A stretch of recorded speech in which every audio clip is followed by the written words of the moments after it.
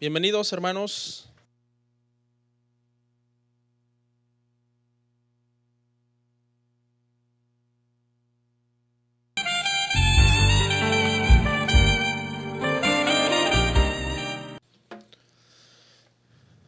Gloria al Señor. Bienvenidos todos los que nos están viendo en diferentes lugares.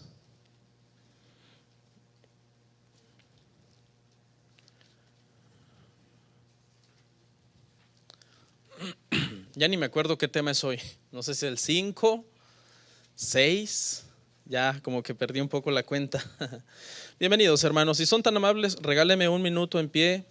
Vamos a leer en Primera de Pedro 3 del 1 al 6. ¿Alguien que me recuerde qué tema es? Hermano Hernán, no sé si me recuerda qué tema es. ¿5?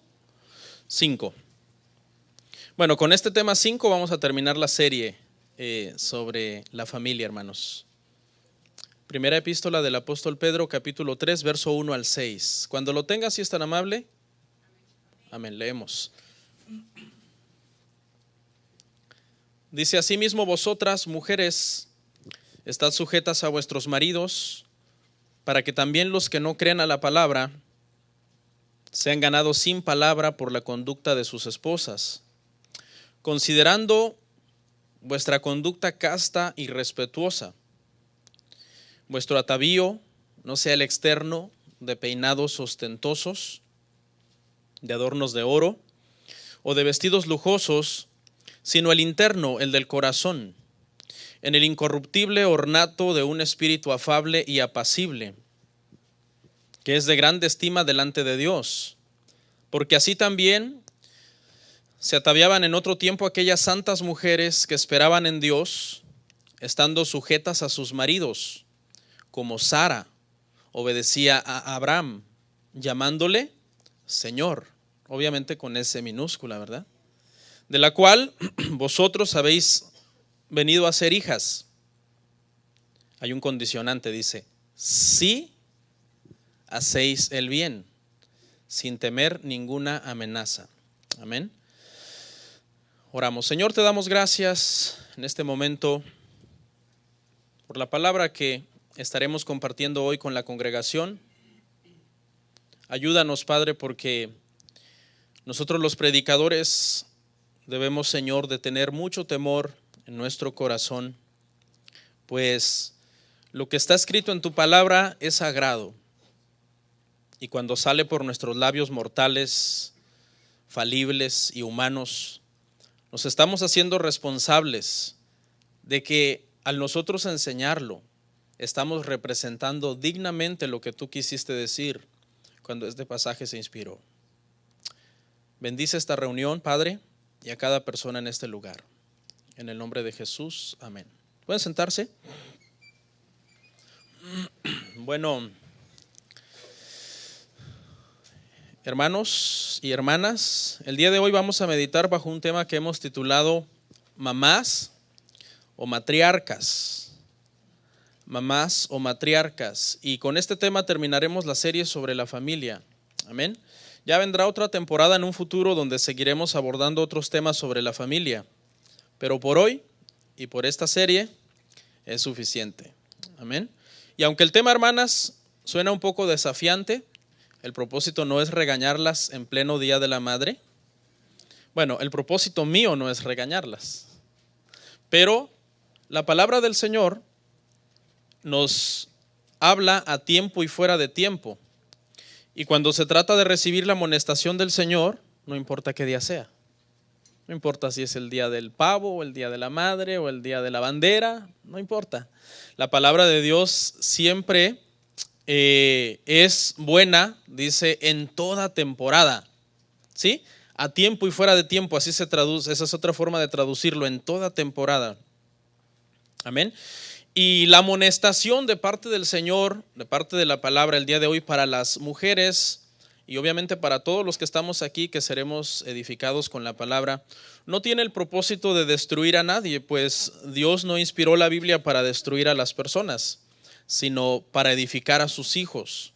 Amén. Y hoy trataremos un problema, hermano, muy serio en nuestra sociedad moderna, y es el problema del matriarcado. Amén. Que lamentablemente, vivimos en una sociedad que está promoviendo demasiado el matriarcado dentro de la familia tradicional y obviamente, hermanos, eso contradice la voluntad de Dios. ¿Ok? La sociedad, la política y las filosofías humanas están tratando de redefinir cómo debe de funcionar la familia. Y eso es algo muy peligroso si nosotros como cristianos no conocemos, hermanos, el diseño que realmente Dios dejó en la palabra para que la familia funcione en base a ese diseño. ¿Cómo es posible que seres mortales, seres con un conocimiento limitado, pecadores, pues le querramos decir a Dios cómo debe de funcionar la familia? Si Él inventó la familia en primer lugar, en segundo lugar, Él inventó el matrimonio. En tercer lugar, hermanos, Él es Dios y su conocimiento es ilimitado. Su conocimiento, hermano, y su sabiduría va muy por encima de nosotros. Entonces, es una necedad que nosotros querramos que nuestra familia funcione a nuestra manera. Es una necedad. Es como si cuando alguien estuviera armando un rompecabezas, hermano, la pieza no se quisiera dejar poner en el lugar que le corresponde. ¿Tú qué haces con esa pieza? La aplastas, ¿verdad? Y la tiras por rebelde. O sea, es un ejemplo nada más así pequeño y práctico de cómo, hermano, nosotros muchas veces queremos decirle a Dios cómo deben de funcionar las cosas. Hoy se está redefiniendo el matrimonio, enseñando que personas del mismo sexo se pueden casar. Se está promoviendo la adopción de niños, no tradicionalmente por un hombre y una mujer, sino ahora por dos hombres o por dos mujeres. Se está promoviendo el aborto, que es un asesinato con toda premeditación, ventaja, alevosía contra los bebés, que ya son bebés desde el momento en que el espermatozoide entra en el óvulo, porque algunos científicos dicen que todavía no son seres humanos en un periodo de tiempo, en cierta cantidad de días o de semanas, y que por lo tanto se pueden abortar porque no son todavía personas. Pero la palabra del Señor nos enseña algo diferente, hermanos. Amén. Bueno, pero el día de hoy no vamos a abordar esos tópicos que le estaba mencionando, sino el día de hoy vamos a hablar del matriarcado, un problema que se está promoviendo inclusive dentro de la iglesia. Hay iglesias que están promoviendo demasiado el matriarcado. Se está haciendo un énfasis tan grande en que la mujer debe de liderar la iglesia que subliminalmente se está promoviendo la rebelión en los hogares. Hay pastores y predicadores que en sus mensajes le levantan demasiado el ego a la mujer. Es que tú eres grande, tú naciste para conquistar naciones, para ser poderosa. Una vez escuché enseñar a una mujer que decía que era apóstol, no sé cómo, porque si aún ni un hombre puede ser apóstol en estos tiempos, pues mucho menos una mujer. Pero la enseñanza de esta persona consistía, hermano, en enseñarle a las mujeres que básicamente ellas eran la cabeza del hogar. Se basó en que cuando Satanás atacó en el jardín del Edén, atacó a la mujer, porque según ella y según el análisis que ella estaba haciendo, entendía que atacó a la mujer porque la mujer tenía más influencia sobre Adán.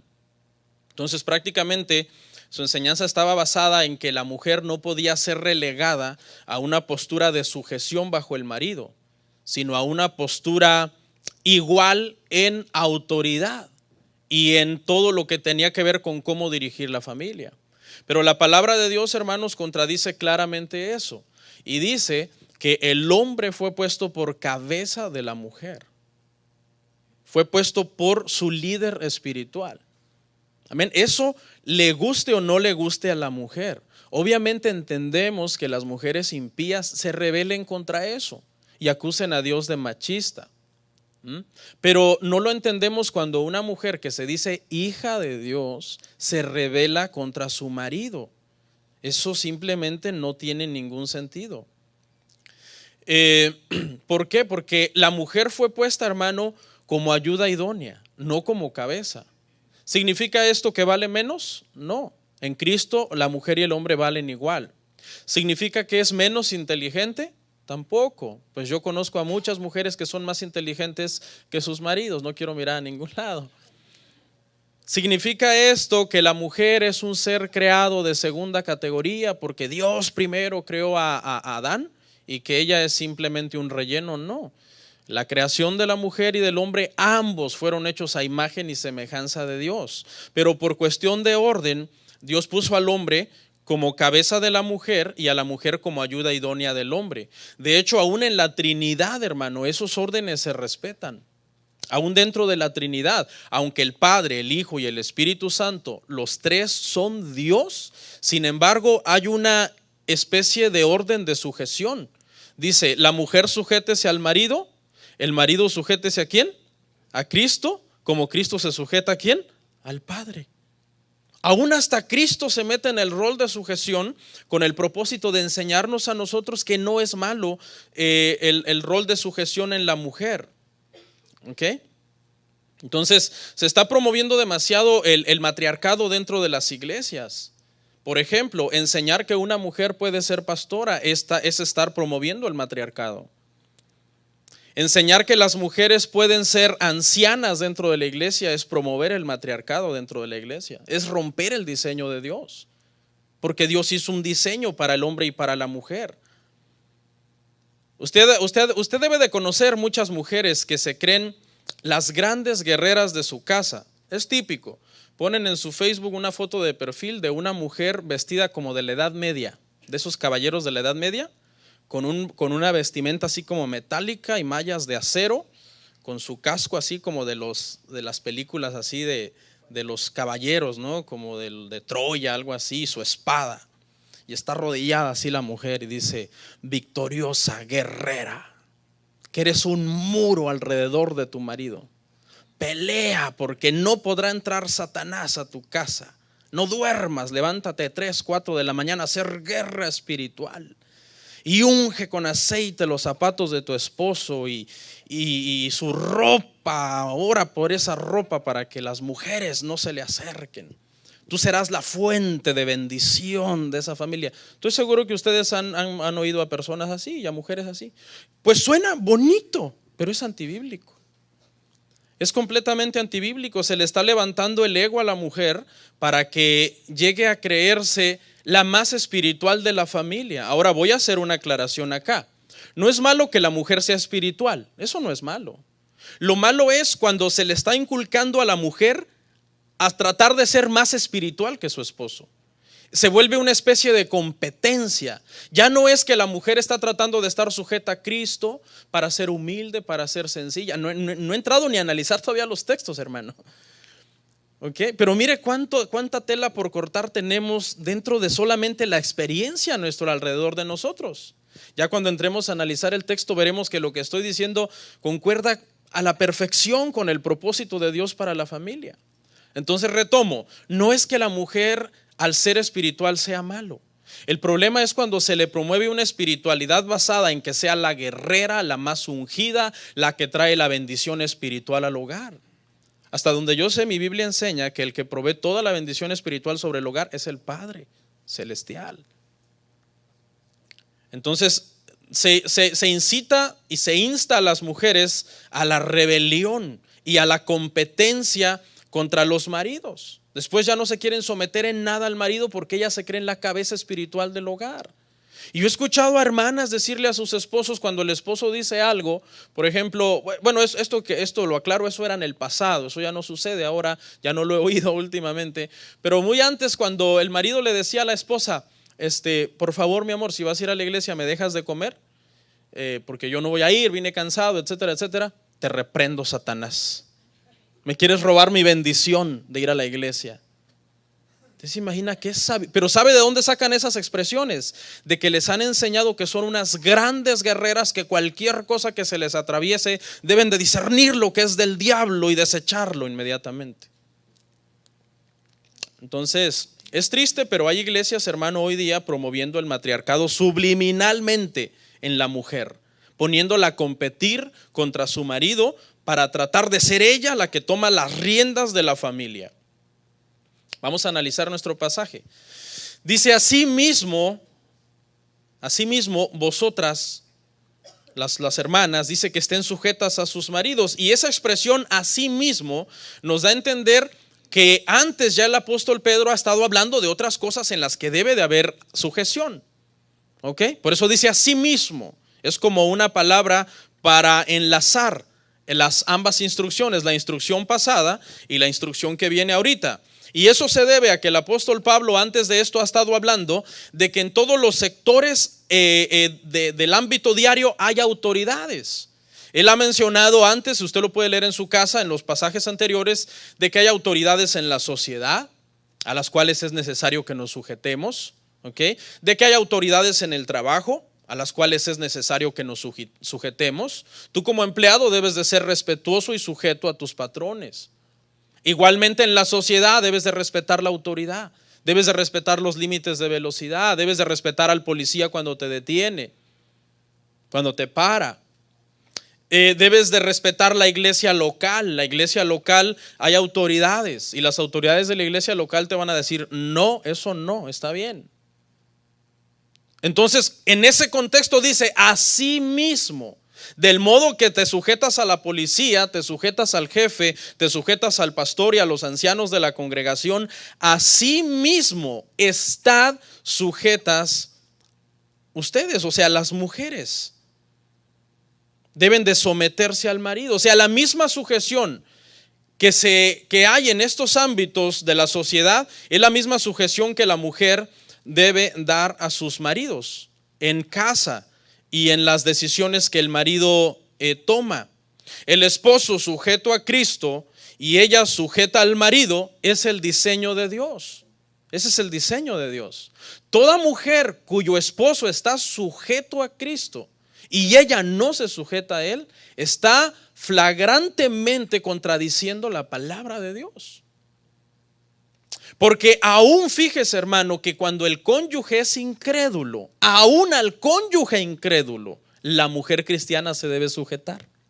No digamos con más razón al cónyuge creyente. Porque no sé si a usted también le han vendido esa idea de que al cónyuge cristiano, la mujer no, al cónyuge incrédulo, la mujer no se debe sujetar. Eso es un error, eso es una falacia. Aún el cónyuge incrédulo es cabeza sobre la mujer. No se sujeta a Cristo, pero en el orden divino de Dios, Dios puso a ese hombre como cabeza de esa mujer. ¿Ok? ¿Por qué dice el apóstol Pedro que la mujer se debe sujetar al marido? Dice, para que los que no crean sean ganados sin palabra por la conducta de vuestras esposas. Ahora, esto no se entienda que la conducta de una buena mujer cristiana es un arma poderosa para ganar almas o para evangelizar. Pero se debe de entender en el aspecto de que una mujer sometida, aquí no veo varias mujeres, llámenlas porque me urge que lo oigan, no es cierto. Que una mujer piadosa, una mujer sujeta al marido, evitará que los incrédulos blasfemen el nombre de Dios. Porque ¿qué dicen los incrédulos, hermanos, cuando ven a una mujer disoluta que no se sujeta a su esposo? ¿Qué dicen? Wow, ¿cómo son los cristianos? Wow, ¿para eso van a la iglesia? Y por unos cuantos pasamos todos, hermano. Pasamos todos, nos vamos todos en el plato. Pero no, la mujer debe tener una conducta de sujeción a su marido, debe de ser una mujer sabia, una mujer entendida. Dice, para que los que no creen, ya leí esa parte, crean aún sin palabras. Dice, deben de tener una conducta casta y respetuosa. O sea, aún sin evangelizarles a las personas que no son cristianos, cuando ven a una mujer sujeta a su marido, de alguna forma eso ya es una predicación para esas personas. Por eso hemos sido llamados, hermano, como creyentes, a vivir un evangelio verdadero. Porque tú tienes amigos incrédulos que jamás leerían la Biblia aunque tú les pagues $20 la hora, pero están obligados a lidiar contigo y tu deber es encarnar la palabra, para que ellos vean en ti cómo tú vives de acuerdo a la palabra de Dios. Entonces, una mujer sometida a su esposo es un buen testimonio para el nombre de Dios, para que no sea blasfemado el nombre de Dios. Y continúa y dice, vuestro atavío no sea el externo. Ahora, esto no significa, hermanos, que la mujer no se puede arreglar, siempre y cuando se arregle decorosamente. Pero aquí lo que está diciendo, lo que está tratando de decir el apóstol Pedro, obviamente el Espíritu Santo por medio de él, es que cuando la mujer, su preocupación principal es lo externo, y lo interno, lo espiritual, lo del corazón, lo del espíritu, es descuidado. Es ahí cuando el apóstol Pedro dice, no hagan énfasis en lo externo, en su atavío externo. ¿Cuántas horas usted pasa frente al espejo de cristal? Ahora, ¿cuántas horas pasa frente al espejo de la palabra? El espejo de cristal le dice a usted cómo luce por fuera, pero el espejo de la palabra le dice a usted cómo está por dentro. Cómo hay cosas en su corazón que son intenciones malas y perversas. Porque aquí todos somos malos, vamos a partir de ahí. Todos aquí, empezando por mí, somos malos, ¿ok? Esa es nuestra naturaleza, la maldad, la depravación. El Señor en su gracia nos resucitó estando muertos en pecados y delitos y ahora nos ha apartado, dice, nos ha sentado con Cristo. Pero ¿quién de nosotros es bueno? Ninguno. Cuando a Jesús le dijeron bueno, él dijo bueno solo el Padre. Y estaba tratando de darnos esa enseñanza. No estaba diciendo yo soy malo, pero él estaba tratando de decir, mientras estés en una humanidad, en un cuerpo humano, ninguno de nosotros es bueno. Dice, peinados ostentosos. ¿Okay? No sea vuestro atavío el externo, dice, el de peinados ostentosos. No es malo peinarse. El problema es que de qué sirve andar bien peinada si eres una rebelde contra tu marido. Ahí está el punto. O sea, no está prohibiendo, estos pasajes no prohíben el arreglo externo como algunos lo interpretan. Está haciendo un balance entre lo externo y lo interno. Bien peinada, pero bien rebelde. ¿Por qué? Porque pasó muchas horas peinándose, pero nunca ora, nunca medita en la Escritura, nunca trata de que el Espíritu Santo escudriñe su corazón y las intenciones de su corazón. No sea, dice, el de adornos de oro, entienda que no es que sea malo el oro, sino cuando el énfasis es externo. No el de vestidos lujosos, tampoco es que el vestido en sí sea malo, el vestido es solo un objeto que no tiene ni buena moral ni mala moral, es solamente un objeto. Esther se vestía como una reina con vestidos esplendorosos, pero ¿cómo era su corazón? Salomón, por otro lado, también se vestía con vestidos esplendorosos, pero también tenía una inclinación en su corazón a lo malo. Claro, hay vestidos indecentes, hay ropas indecentes que una cristiana no debe de usarlos.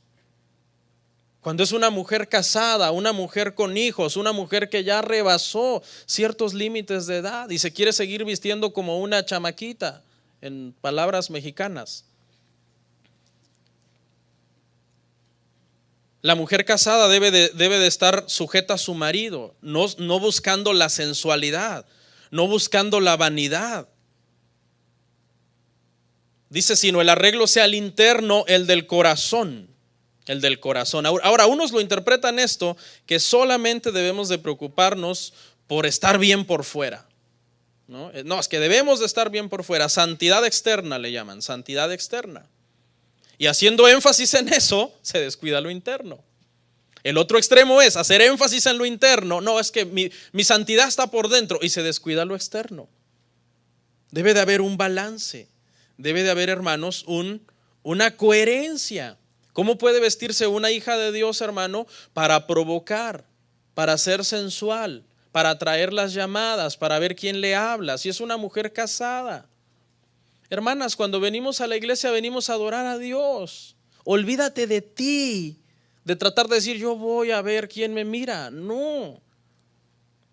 Venimos aquí debemos de venir despojados de toda vanidad y de toda vanagloria. Con esto no estoy diciendo, hermanas, que vengan como unas monjas ni como unas momias, pero que sean, que usen, hermanas, su búsqueda del Señor para verdaderamente vestir decentemente. La Biblia nos habla de decoro, sí, nos habla de decencia, nos habla de respeto. No se tiene que vestir una mujer por fuerza vulgar para verse bonita. Debe de vestirse como para el Señor, porque todo lo que nosotros hacemos, hermano, lo hacemos para la gloria de ¿quién? ¿La gloria de usted? Todo lo que nosotros hacemos, lo hacemos para la gloria de Dios. Cuando usted esté vestida de una forma indecente, provocativa, sensual, vulgar, párese frente a la iglesia, al espejo y diga, ¿en qué glorifica esto a Dios?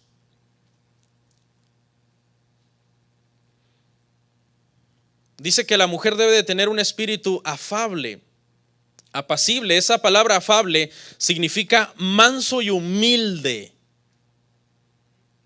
¿Habrán venido las hermanas mansas y humildes hoy? Manso y humilde. Y apacible significa la reacción que la mujer tendrá hacia su esposo cuando su esposo tome una decisión que no le gustó. Dice que debe de ser una reacción apacible porque la mujer es afable y es apacible.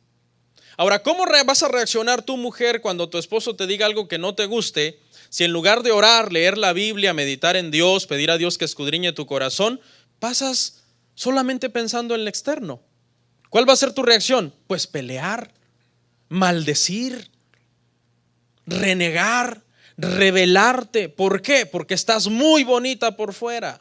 Y bonita entre comillas, porque a lo mejor a lo vulgar le estás llamando bonito. Pero por dentro hay un problema espiritual. Ahí está el detalle. Eso es lo que el apóstol Pedro quiere llegar. A una mujer sujeta a Dios, a una mujer sujeta a su marido. El problema es que cuando la mujer no se sujeta a Dios, tampoco se va a sujetar a su esposo. Pastor, ya no nos animen el Día de la Madre. No, es que no soy yo, es la palabra. Pastor, pero nos hubiera dado otra cosa hoy. No, hombre, si la palabra es buena en todo tiempo. Porque hay gente que yo creo que tiene semanas afanado con este día. Hoy el domingo del Día de la Madre ya vas a ver cómo me voy a poner. Y esas mismas semanas afanada con su apariencia externa es porque tiene meses o quizás años de no doblar rodillas, de no buscar a Dios, de no estar espiritualmente correcto. ¿Ok? Ahora mire acá lo que dice, hermano. Dice que Sara llamaba a Abraham Señor. Y Abraham, hermano, no era perfecto. Abraham tenía sus errores, tenía sus fallas. Pero la esposa de Abraham, la esposa de Isaac, la esposa de Jacob, estas mujeres que eran las esposas de estos patriarcas, sentaron un ejemplo para las mujeres cristianas sobre cómo ellas deben de sujetarse a sus maridos. Una mujer creyente debe respetar a su marido. Parte de respetar a su marido es vestir decentemente. Debe criar a sus hijos con un buen ejemplo cristiano. Mujer, ¿qué ejemplo le das a tus hijos cristiano? ¿Qué ejemplo cristiano le das a tus hijos? Dice que las mujeres cristianas temerosas deben de ser un buen ejemplo para las mujeres más jóvenes. Hermana, si una jovencita de 18 años viene y te dice, hermana fulana de tal, deme un consejo. ¿Qué hago? Mire, yo últimamente ya no quiero ir a la iglesia. Últimamente me he sentido que me he estado rebelando mucho contra mis padres. Deme un consejo, hermana. ¿Qué le vas a decir tú? ¿Qué le vas a decir? La Biblia manda que las mujeres ancianas, y ahí obviamente está hablando de crecimiento espiritual y de edad, sean un buen ejemplo para las hermanas más jóvenes dentro de la congregación. La mujer debe de estar siempre en comunión con Dios. Y después de este intro, vamos a ver qué es el matriarcado. Para que, bueno, pues algunas personas se definan. El matriarcado, hermanos, de acuerdo a la historia, existió o todavía se cree que existe en algunas tribus y era una especie de sistema de organización donde las mujeres, basadas en una creencia religiosa de que la mujer es la descendiente de una línea de la madre tierra, son como descendientes matrilineales, dice acá, de la madre ancestral, una diosa llamada tierra. Obviamente ustedes han oído cuando alguien dice nuestra madre tierra. No sé si han visto que en nuestros países hay ciertos grupos que le hacen sacrificios a la tierra y hacen humo y queman ciertas cosas y dicen, estamos dándole sacrificios a la madre tierra porque pues de ella dependemos, de que nos dé las cosechas, de que, ¿verdad?, la tierra sea fértil. ¿Okay? Bueno, ese es el trasfondo del matriarcado en las tribus que se registró en el pasado. Políticamente estaban organizadas por una líder de un clan, una mujer, y esa era la que se organizaban en tribus y la economía básicamente descansaba sobre la mujer. ¿Okay? Y es un trasfondo, hermanos, pagano. No tiene nada que ver con el cristianismo, el matriarcado. El matriarcado en la Biblia no existe. En la Biblia lo que existe es hombre y mujer hechos a imagen y semejanza de Dios, el hombre cabeza y la mujer ayuda idónea. ¿Ok? Ahora vamos a analizar los daños del matriarcado. En primer lugar, la mujer matriarca no se somete a su marido, ¿ok?, sino que trata de someter al marido. Vea, o sea, esta mujer no solo no se somete, trata de someterlo a él. Vamos a Génesis 3:16.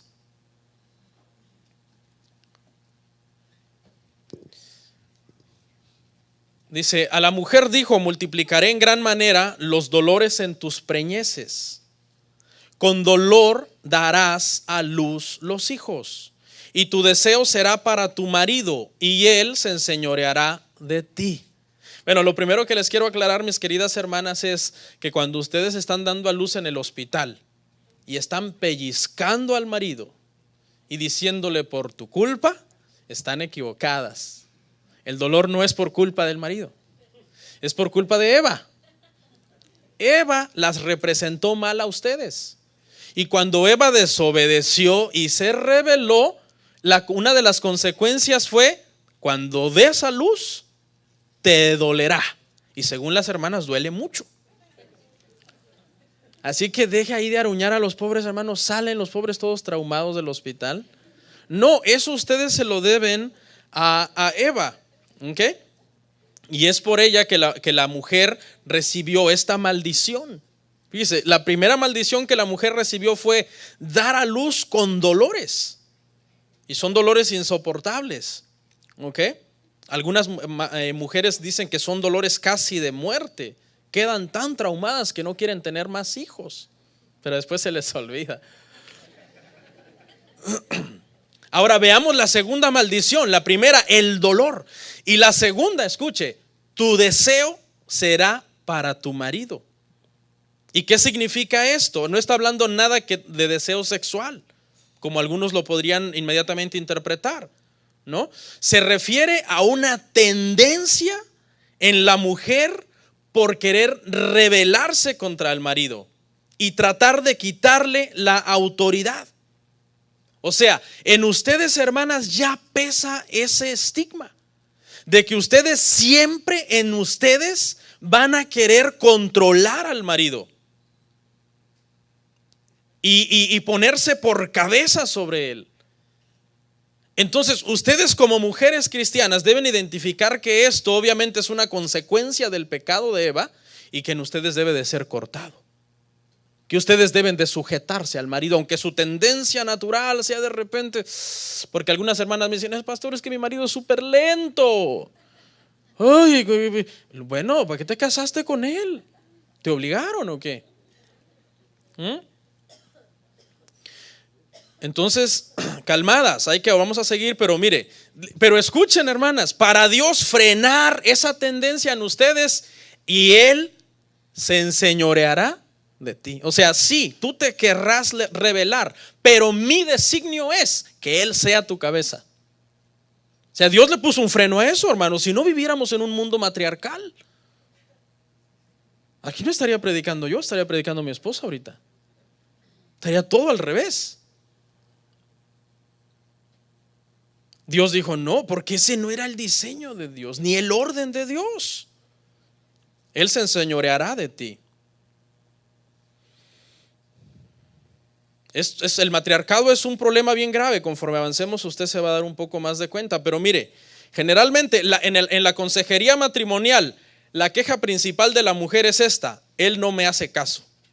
¿Sabía usted que esa es la queja principal de toda mujer en consejería matrimonial? Él no me hace caso. En otras palabras, él no me obedece. Ahora escuche la queja principal del hombre. Ella no me obedece. En otras palabras, le digo que hay que hacer esto y ella lo hace diferente. Es la queja más común en el hombre y en la mujer. ¿Por qué? Porque hay una tendencia natural en ella por querer gobernar al esposo. Y las mujeres sacan ventaja de que a veces ellas, por pasar más tiempo en la casa, ser las que más pasan tiempo con los niños, tienen esa ventaja y pueden de una forma sutil inclinar la balanza a su favor, porque pueden llegar a tener más influencia sobre los hijos. De tal forma que de repente ya en la casa pesa más lo que dice ella, porque subliminalmente, con su tendencia natural de controlar a su esposo, esa tendencia, escuche, aún sin querer, se la ha pasado a los niños. Y los niños ya se dieron cuenta que el hombre es controlado por la mujer y ahora querrán ellos también controlar al hombre, a la cabeza del hogar. El matriarcado, cuando la mujer cae en esto, se vuelve manipuladora. Hace que el hogar vaya a su ritmo. Vamos a hacer esto, vamos a ir allá, vamos a hacer esto, vamos a hacer aquello, vamos a comprar esto, vamos a comprar otro. Y el que va siguiendo ahí va, ajá. Le quita totalmente la autoridad al hombre. Pero escuche el problema cuando el hombre no es el líder espiritual de la casa. ¿Qué cree que pierde el hombre, hermano? Autoridad moral. Y la autoridad moral es la que el hombre debe de llevar para decirle a la familia, esto está mal y esto no lo vamos a tolerar en esta casa. Tanto a la esposa como a los hijos. Cuando el hombre no tiene autoridad moral, se le sale de control todo. ¿Con qué moralidad vas a decirle a tu esposa no hagas esto? Si tú lo haces. ¿Con qué autoridad moral vas a decirle a los hijos no es así como se hacen las cosas si tú ni sabes hacer las cosas? Muchos maridos, hermano, mandan a su esposa a la iglesia porque todavía traen esa mentalidad. Ay, que me vaya a pelear la bendición. Es la responsabilidad tuya, la autoridad moral. Cuando el hombre pierde la autoridad moral, la familia se va como un barco a la deriva. Mientras tú estés firme como autoridad moral, no, aquí vamos a caminar de acuerdo a la palabra. O se sujetan o no estén con sujeta. O se sujetan o se sujetan. Pastor, ¿qué hago? Es que mi esposo no quiere dirigir la familia. Debes de impulsarle a que tome su lugar de líder y de cabeza del hogar. Meterlo en la dinámica familiar en lugar de orillarlo. Es bien triste ver cuando me ha tocado ver a mí muchos hombres cuando son reducidos a nada delante de un grito de su esposa. ¡Sí, no! ¡Qué tremendo! Mujer, que has caído en matriarcado. Bueno, no vinieron hoy. Lo mejor que puedes hacer es devolverle la batuta de la familia a su marido. ¿Saben cuál es la batuta? Una varita, ¿no? Se para el que va a dirigir la orquesta y le hace tan, tan, tan, tan. Una varita. ¿Sí? Agarra esa varita que le has quitado ilegítimamente, por desobediente, y dile, acá está. Es tu deber dirigir esta familia, porque si no se nos van a perder los hijos. Se nos van a ir a hacer cosas que nosotros no les hemos enseñado. ¿Ok? Entonces, el punto número 1, hermanos, es que la mujer con influencias de matriarca, por la tendencia natural que hay en ella de controlar al marido, es someter a su marido. Y el daño principal es que el hombre pierde el carácter moral y por lo tanto la familia queda como un barco a la deriva. Pero el daño número 2 es que la mujer matriarca se vuelve consentidora y sobreprotectora de los hijos. Proverbios 29:17.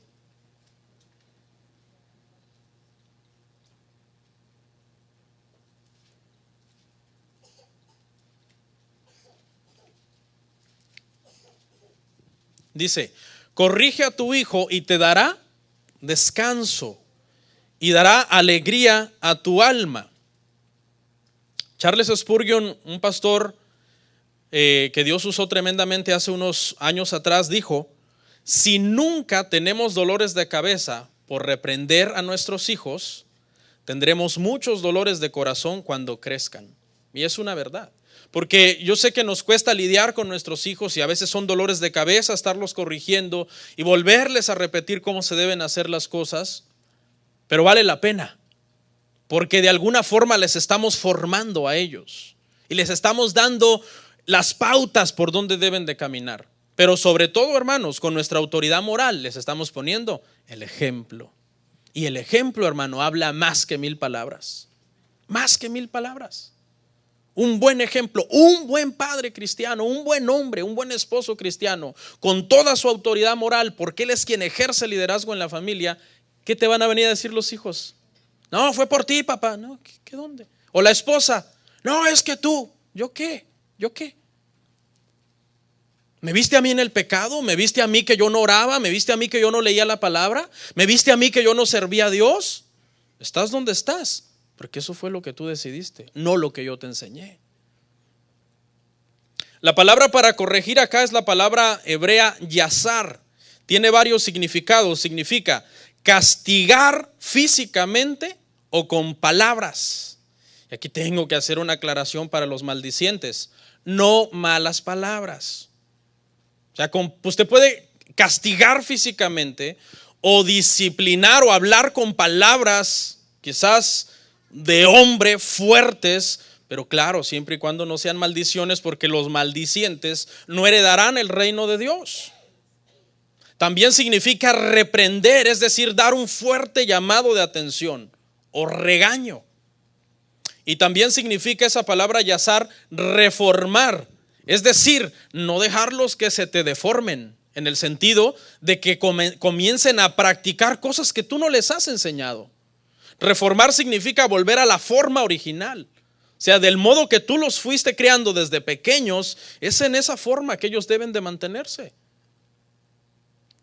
Obviamente sabemos que crecerán y harán como quieran, pero mientras sean hijos de tu dominio, están bajo tu responsabilidad. La mujer matriarca, hermanos, es demasiado consentidora. El consentimiento, hermanos, es un error grave que afecta a nuestros hijos, porque vivimos en un mundo muy difícil, en un mundo muy rudo, en un mundo muy peligroso. Y nosotros necesitamos desarrollarles el carácter a nuestros hijos,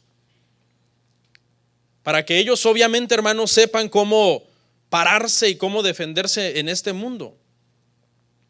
Con esto no estoy diciendo que no puedes querer a tus hijos. Los podemos amar, darles mucho amor, abrazos, besos, te amo, te quiero, te extraño, etcétera. Pero debes de tener cuidado de no hacerlo un bebé chiqueado que no sabe hacer nada sin ti. La mamá matriarca tiende a hacer una sobreprotección muy fuerte sobre sus hijos y está fomentando en ellos la mediocridad. ¿Usted quiere tener hijos mediocres? Consiéntalos y sobreprotéjalos. Deles todo lo que le pidan al sonido de sus dedos. Haga como ellos quieren. No los ponga a hacer qué hacer. Si dicen una mala palabra, no les diga nada. Si quieren andar por allá con un novio incrédulo, no les diga nada. Consiéntalos. Los está usted lanzando a un mundo que es como una fiera, llenos de mediocridad. No sabrán batallar ante una adversidad, querrán salir corriendo de los problemas. ¿Por qué? Porque están acostumbrados que mami se lo resuelve todo. Se vuelven débiles, enfermizos. Si algún día alguien les empieza a argumentar acerca de su fe, no sabrán sostener un argumento en un debate, defender sus posturas espirituales, porque usted nunca tiene un diálogo interesante e inteligente con ellos. Pregunta, ¿quién de ustedes, mamás o papás, se sienta con sus hijos de 14, 15 años? Dialoguemos inteligentemente, no como lo que somos. Dialoguemos inteligentemente. O sea, esto es la fe, esto es el cristianismo, esto es creer en Cristo, esto es la palabra de Dios. Formarlos, armarlos para que el día que cualquier chamaquillo o chamaquilla por ahí en el high school les quiera decir, tú eres cristiana, me burlo de ti. Sí, hablemos de fe, siéntate. Explícame de dónde salió todo lo que existe. ¿Cómo pudo haber salido algo de la nada? Arme a sus hijos, hermano, para que ellos sean personas que se van a enfrentar a un mundo peligroso que va a querer envolverlos y llevarlos a las malas prácticas. Serán rodeados de malas influencias. Una persona que no se le crea que no se le desarrolla el carácter, fracasan en la vida. Tenemos que amarlos, pero no consentirlos, no sobreprotegerlos. Hay mamás que cuando les llega una nota de la escuela de que su hijo se portó mal, salen furiosas rumbo a la escuela, hermano. No, mi ángel no lo hizo. Ángel caído el que tienes ahí. No. Entonces, con esa actitud, ¿qué mensaje subliminalmente está recibiendo el niño? Haga lo que yo haga, mi mamita responderá por mí. Ese es el mensaje subliminal que está recibiendo el ángel. De acuerdo a estudios, hermano, que se han hecho en las prisiones, la mayor parte de personas que están en la prisión tienen el tatuaje de su mamá. Y casi nadie el nombre del tatuaje de su papá. Casi todos los presos tienen el nombre de su mamá tatuado. Entonces, esto fue un fenómeno que le llamó la atención a unos estudiosos y comenzaron a investigar por qué. Y comenzaron a entrevistarlos y a preguntarles, oye, vemos que casi todos aquí tienen tatuado el nombre de su mamá, pero no el de su papá.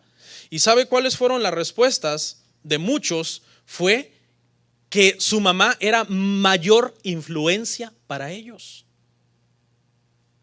Mayor influencia para ellos, no su papá. Ahora pregunta, si esas mujeres hicieron tan buen trabajo siendo mayor influencia, ¿por qué están en la cárcel? Esa fue la segunda pregunta que les hicieron a ellos. Ahora fíjese la segunda respuesta. Estamos en la cárcel en parte por culpa de mi mamá, porque ella no dejó a mi papá que me metiera en cintura. Fíjese la contradicción tan tremenda. O sea, me hice el tatuaje del nombre de mi mamá y ahora estoy en la cárcel porque ella fue una gran influencia para mí. Pero parte de la culpa de estar en la cárcel es por ella, porque ella no dejó que mi papá me metiera en cintura.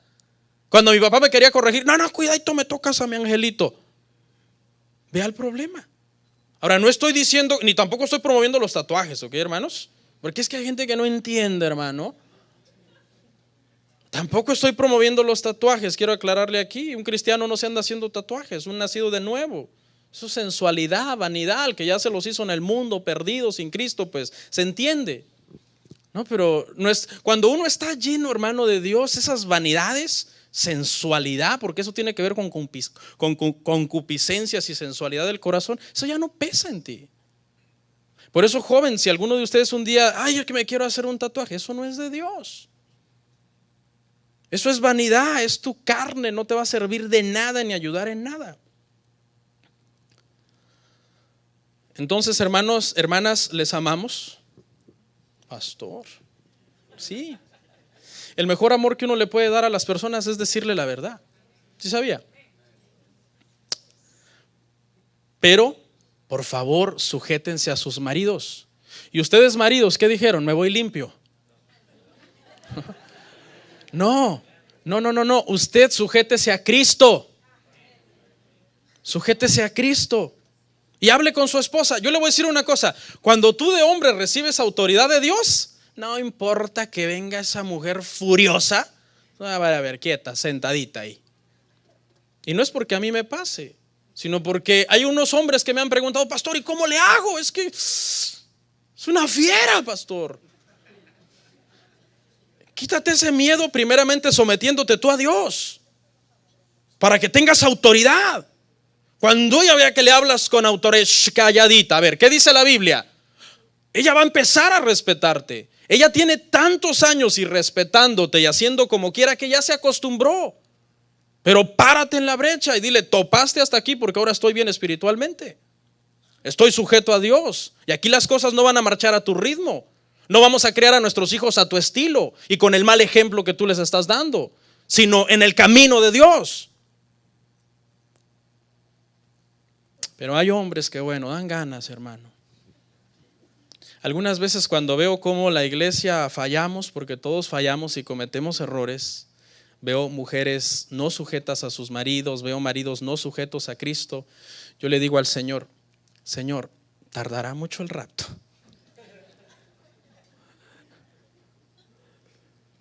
Porque de veras, uno dice, pero la enseñanza, ¿a dónde va? ¿A dónde llega? Es increíble, pero bueno, que Dios nos ayude. Amén. Concluimos nuestra serie, hermano. Vamos a estar en pie.